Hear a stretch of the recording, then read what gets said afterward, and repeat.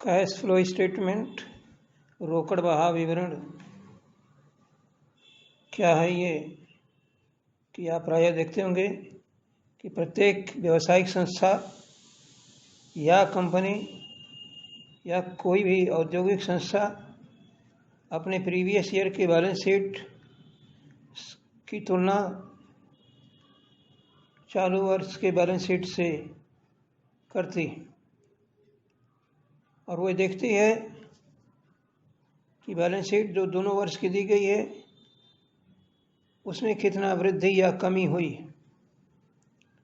जो वृद्धि या कमी हुई है इसी को हम फंड या कोष कहते हैं। यह फंड या कोष जानने के लिए हमें दो विवरण बनाने पड़ते हैं, एक तो फंड फ्लो स्टेटमेंट और एक कैश फ्लो स्टेटमेंट।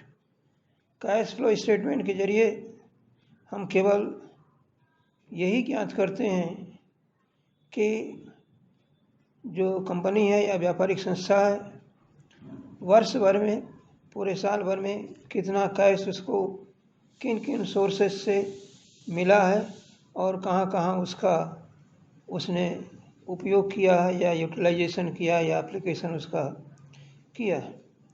इस प्रकार कैश फ्लो स्टेटमेंट एक स्टेटमेंट है जिसके माध्यम से हम ये देखते हैं कि कंपनी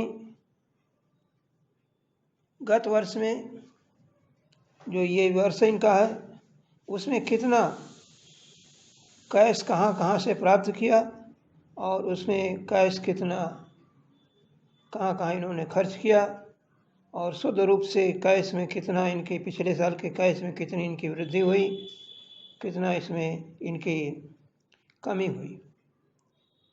अगर जो वृद्धि या कमी हम पिछले साल के कैश बैलेंस में हम जोड़ दें तो चालू वर्ष का कैश बैलेंस मालूम हो जाता है, अपने आप आ जाता है।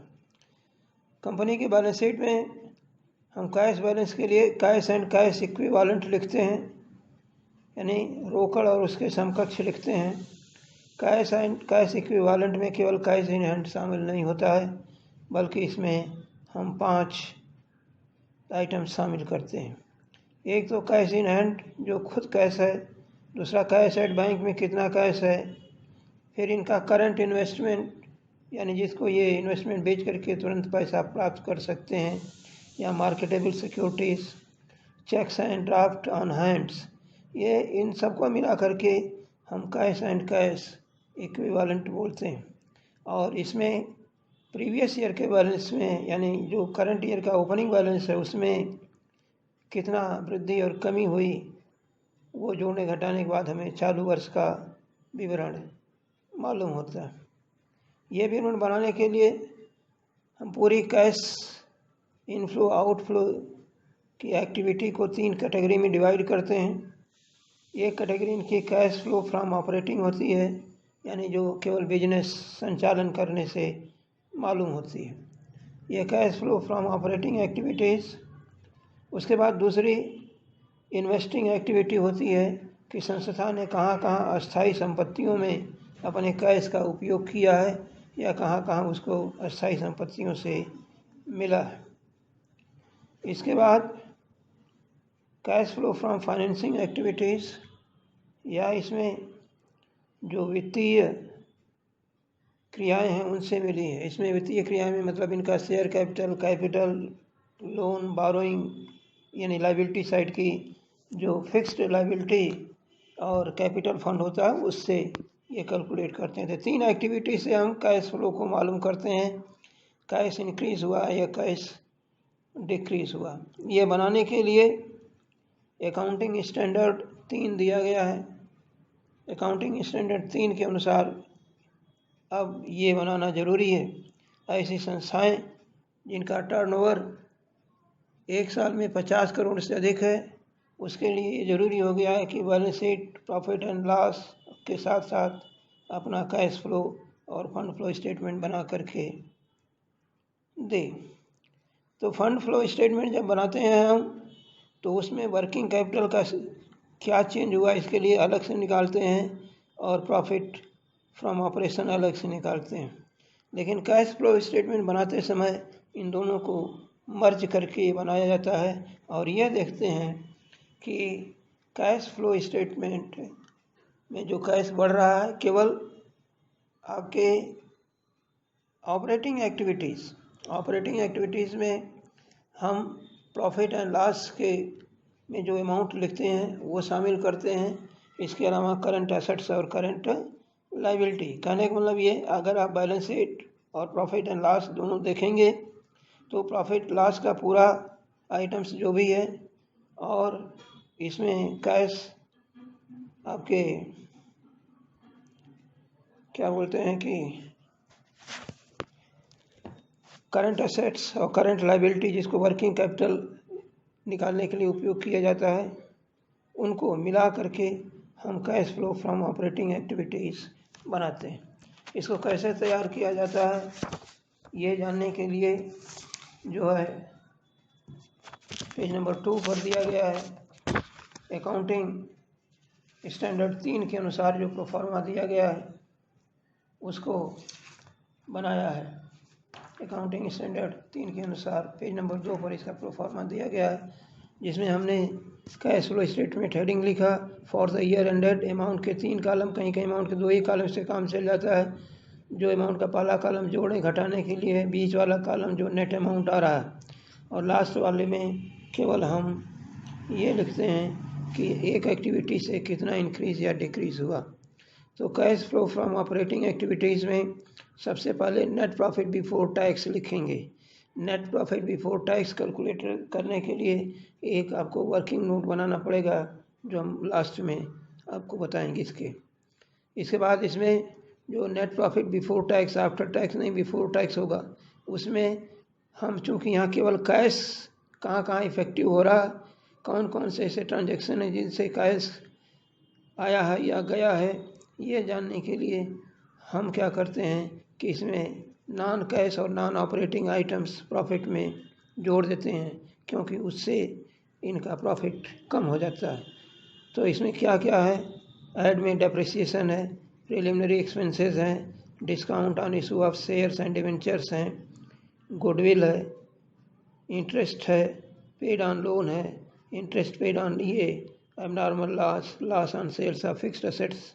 मतलब इस तरीके से जो नॉन कैश यानी जिनसे कैश इफेक्टिव नहीं होता है उनको हम जोड़ देते हैं, और जो नॉन ऑपरेटिंग इनकम है उसको माइनस कर देते हैं। यानी व्यवसाय के संबंधित इनकम ना होकर के बल्कि अदर्स इनकम आते हैं, जैसे इंटरेस्ट रिसीव्ड ऑन इन्वेस्टमेंट या कोई भी इंटरेस्ट मिला है वो नॉन ऑपरेटिंग माना जाता है। डिविडेंड रिसीव्ड ये माना जाता है। नॉन ऑपरेटिंग इनकम ये जो है आपकी इसमें से सब माइनस कर दी जाएगी, घटा दी जाएगी। Profit on sale of fixed assets ये घटा दिया जाएगा। इसके बाद जो डिफरेंस आएगा वो डिफरेंस आपका operating profit before changes in working capital आएगा। वर्किंग कैपिटल चेंज के बाद जो प्रॉफिट हुआ है वो कितना हुआ ये मालूम होगा। अब इसमें हम करंट एसेट्स और करंट लायबिलिटी को लिखते हैं और इसमें ये देखते हैं कि हमारा कैश रिसीव्ड होगा या कैश जाएगा। तो जोड़ेंगे क्या, अगर आपकी decrease in current assets current decrease होती है तो इसका मतलब है कंपनी के पास उतने कैश आते हैं इसलिए कैश बढ़ जाएगा, जोड़ देंगे।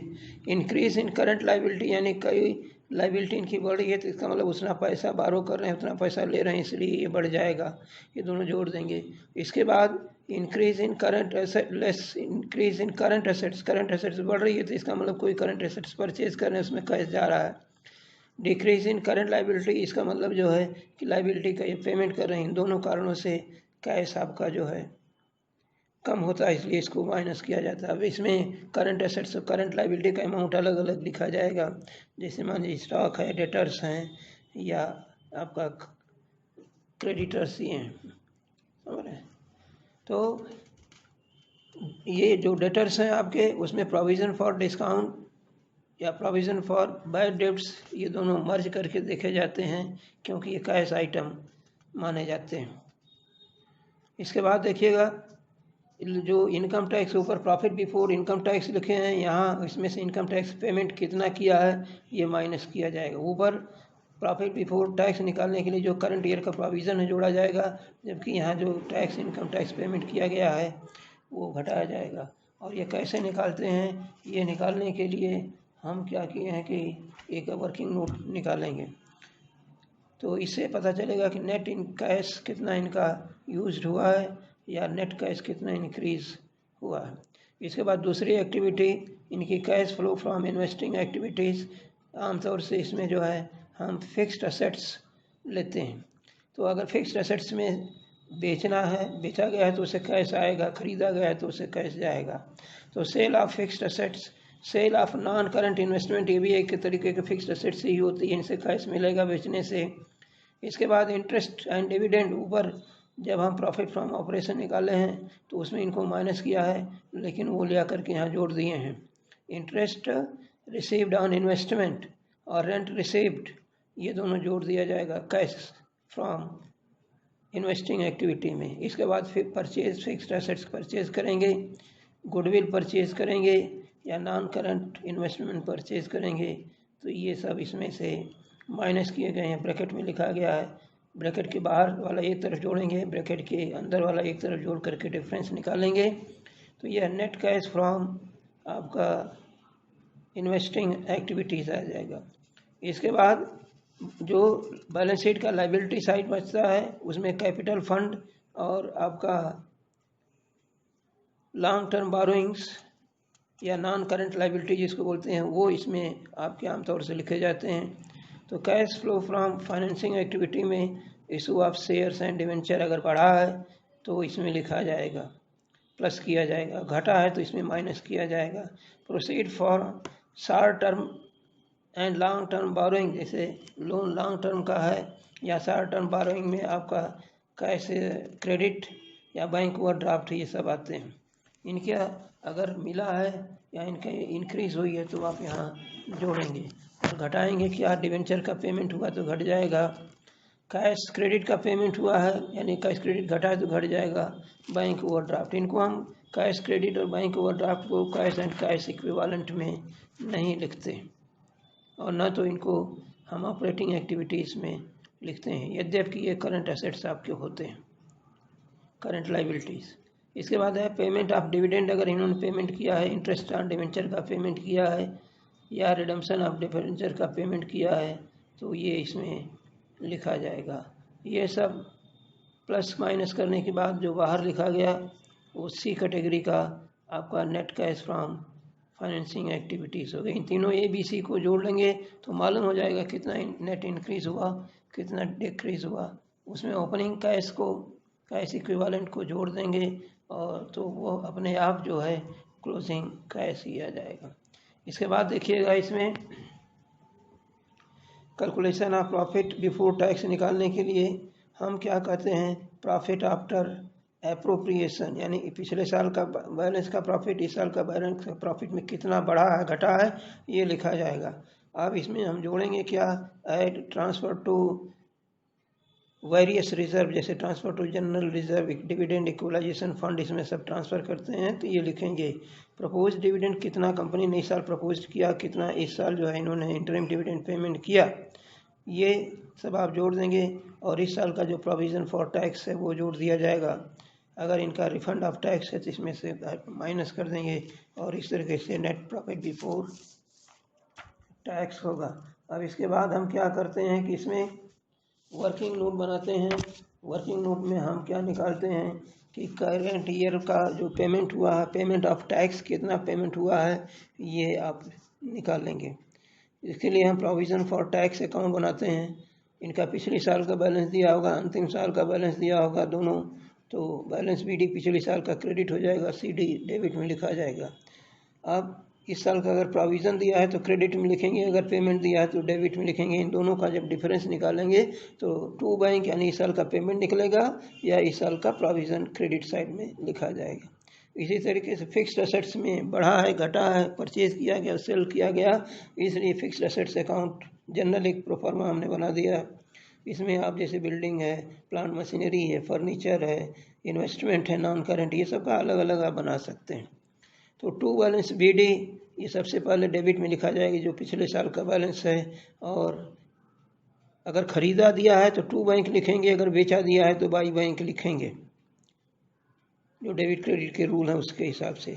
अगर प्रॉफिट हुआ बेचने में तो डेबिट में to statement of profit loss, अगर लॉस हुआ तो क्रेडिट में by statement of profit and loss, और अगर डेप्रिसिएशन दिया है तो बाई डेप्रिसिएशन, और अंत का बैलेंस दिया है तो बाई बैलेंस CD। अब इसमें से जो भी अमाउंट नहीं दिया है, सब सारे अमाउंट दिए होंगे, कोई एक अमाउंट नहीं दिया है तो वो आप बैलेंस करके निकाल सकते हैं। इस तरीके से आपका जो चौथा वर्किंग नोट, कभी कभी डेप्रिसिएशन दिया रहता है और डेप्रिसिएशन कभी आपको निकालना पड़ता है। तो डेप्रिसिएशन निकालने के लिए उस परिस्थिति में हम अकाउंट बनाते हैं जब आपका प्रोविज़न फॉर डेप्रिसिएशन या डेप्रिसिएशन फंड के नाम से दिया गया हो, चाहे वो असेट्स में घटाया गया हो चाहे लायबिलिटी में दिया गया। तो डेप्रिसिएशन फंड या प्रोविज़न जितने भी होते हैं उनका बैलेंस क्रेडिट होता है, इसलिए शुरू में by balance BD previous year का लिखा है। करंट ईयर का बैलेंस डेप्रिसिएशन फंड का दिया होगा तो लास्ट में टू बैलेंस CD लिखेंगे। इसमें डेबिट में टू असेट्स हमने लिखा है कि जो संपत्तियां बेची गई उस पर कितना ह्रास हो रहा है, कितना उसकी बुक वैल्यू है, टू असेट्स ये लिखा जाएगा। और इधर by statement of profit and loss, जो इसी ईयर का डेप्रिसिएशन है वो लिखा जाएगा।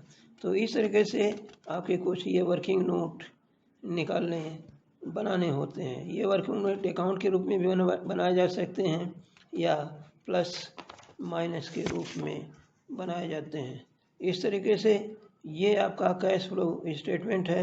इसका क्वेश्चन हम इसके पार्ट 2 में कोई एक देंगे।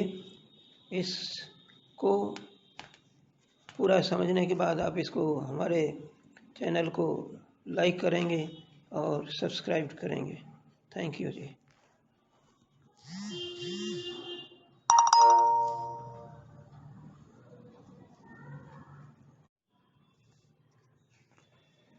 कैश फ्लो स्टेटमेंट, रोकड़ बहाव विवरण